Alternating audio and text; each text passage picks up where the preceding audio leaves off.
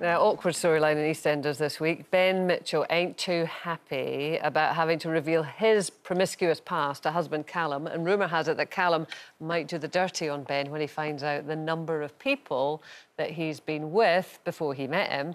It's triple figures, apparently. Take a look. Oh, Judy, would you want to know? I don't know if I want to know, you know. I don't know if I want to know, but I will have a conversation with someone I'm dating about, you know, their sexual experiences. I think that's more important to me. Because, look, the body count could be low, but it could be a freak.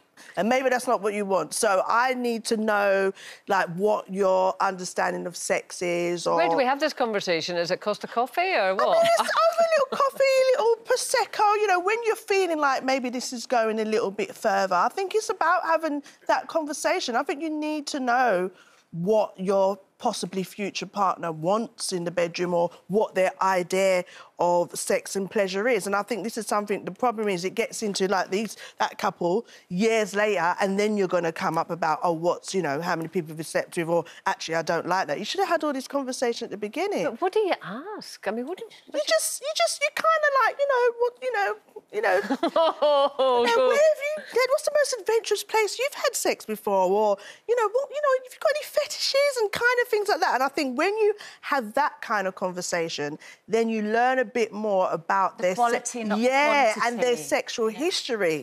Me personally, no, I don't want to roll out a paper and the names are still going all the way a mile. I don't really want that. However, I think it's important to have that initial conversation, bit by bit. You drop it in here and then, and it's more about their sexual experience and what they desire, because you might not match. They could have hundreds, but you might match, and they might have a small amount, and it's just not the vibe.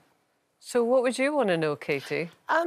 Look, when I'm dating somebody or when they are dating me, I don't own them, they don't own me, and we don't owe each other an explanation about our past. You know, like my husband, he didn't know me in his past, so it's almost irrelevant to me what he did then, because I'm dating the present him, and it doesn't make me feel any worse or better knowing that information. It's just never a chat I would have with him, really.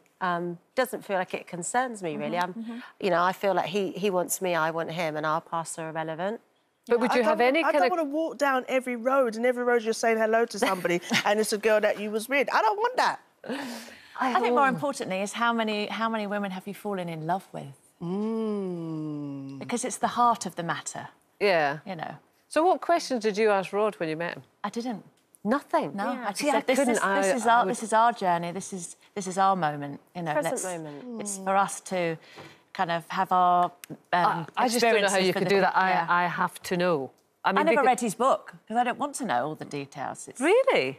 Naturally, things will come out, you know, throughout a relationship. I mean, we've been together for 22 years now.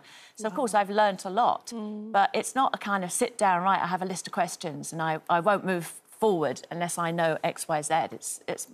I like the natural progression of relationships. I love what you said, though, about how many women have you loved. I think, that definitely... Yeah. But I know Rod's number.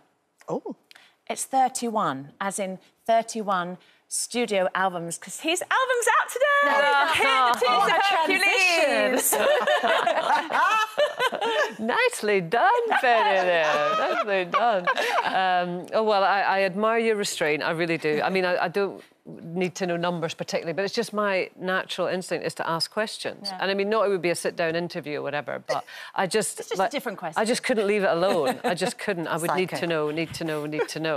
I can imagine waking up with anybody else but you. That's the new single, so I'm very excited about it. Very excited.